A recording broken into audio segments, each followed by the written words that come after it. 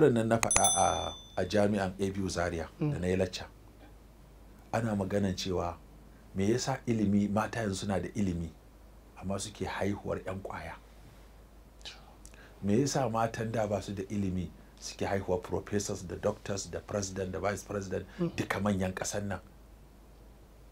Sai na ce to ga tambaya, duk professor da ke gurin nan ya kawo mana certificate ɗin babarsa na primary. Babu, aka ce babu. To me yasa ya zama professor babarsa ba ta certificate ɗin primary? Ya kuka zama doktoci iyayenku ba su da certificate ɗin primary? Ya aka samu sanatoci, aka samu gwamnoni, ba wanda zai nuna maka, in ma wanda zai nuna maka a cikin 100 ba za ka iya samun 5 wanda za su nuna maka cewa babarsu ta yi primary ba. Amma ga su sun zama masu ilimi, ƙasan ma gaba ki ɗaya hannunsu take. Manyan malamai, manyan shahinai, me ya jawo? Yanzu ko mata akwai professors ma, amma sai ga ta bugo maka waya tana kuka ɗanta yana shan kwaya. Ɗan professor yana shan kwaya, ɗan doctor yana shan kwaya, ɗan hajja yana shan kwaya, ɗan ustaziya yana shan kwaya. Me ya faru? To bayan na yi wannan ƙalubale cewa mafi yawa manyan ƙasar nan, mafi yawa su iyansu mata suna nan da rai ma, amma ba su yi primary school ba. Amma 'ya'yansu kuma sun zama masu ilimi, masu hankali, masu tarbiyya. Wasu ma an yadda an ɗauki ƙasa an ba su gaba ɗaya saboda an yadda da su. To yanzu kuma gashi muna ta cewa mata su yi ilimi, su yi ilimi, su yi ilimi, muna ta ziga su su yi ilimi, amma kuma gashi ana ta haihuwa 'yan kwaya da 'yan daba da mashaya da masu ƙwatar waya. Sai muka ce to me sirrin da ya jawo waɗancan iyayensu ba su da ilimi su suka yi ilimi? Sirrin guda ɗaya ne, shine waɗannan sun yarda su zauna a gida don su wa mutum biyu hidima, da miji da ɗa. Za ga babaka ba ilimi take baka ba, amma kuma tana sauƙaƙa maka yadda za ka yi ilimin. Za ta maka abinci, za ta maka wanka, za ta sa maka uniform, za ta rakaya maka jakakka, za ta rako ka bakin kofa ta ce Allah kiyaye. Idan ka dawo za ka tarar da ita a zaune tana jiran ka, ta gama maka girki, ta gama maka abinci, tana jiran ka iso. Kana zuwa za ta cire maka uniform, ta yi maka wanka, ta mayar maka da kayanka na gida, ta kawo maka abinci ka ci, ta ɗauke kwana, sannan ta kai ka kai bacci, ta tashe ka lokacin da aka ce a tashe ka ai karatu. Aikinka kawai take yi, kai take wa hidima.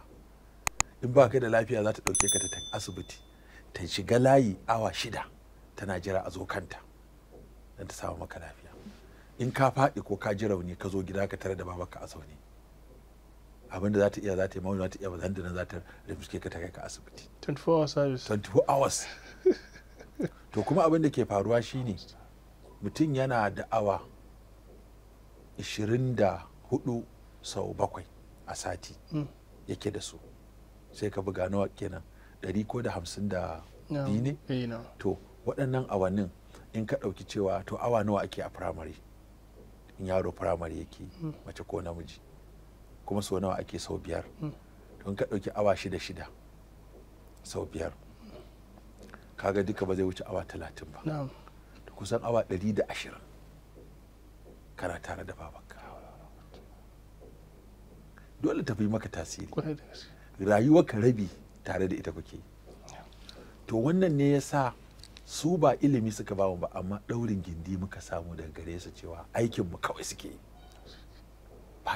Ba ta sana'a, ba ta komai, ko sana'a take ta kusa da gida ce, kuma sana'a mu muke ci, ta sa maka kuɗin makaranta, ta sai maka uniform, ta sa maka ɗan fensir, ta aje maka.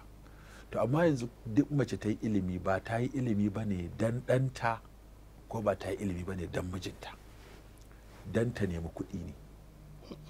Kaso 90 na matan da suke karatu don su yi aiki ne. Ba ta yi karatu ba ne don ta ba ɗanta, ba ta yi karatu ba ne don ta wa mijinta hidima, ba ta yi karatu ba ne don ta zauna a gida, don ta fita ne. Saboda haka aikinta da za ta yi wa ɗanta a waje take yi. Tare suke fita da uban da ɗan da mijinsu tafi. Sun ya dawo gida masu aiki zai tarar, ko nani ko mai nanawa ko wace ce dai ita zai tara a gida ba uwarsa. To kaga duk abin da zai a awannin nan na gida mafi yawa ba ta nan, ba ta san me yake faruwa ba. Wata tana cewa ai lokacin da yaron zai dawo ni ma na dawo. Kin dawo a gaje, ke ma zuwa kike wani aiki a waje kika gaji, shi ma a gaje yake dawa.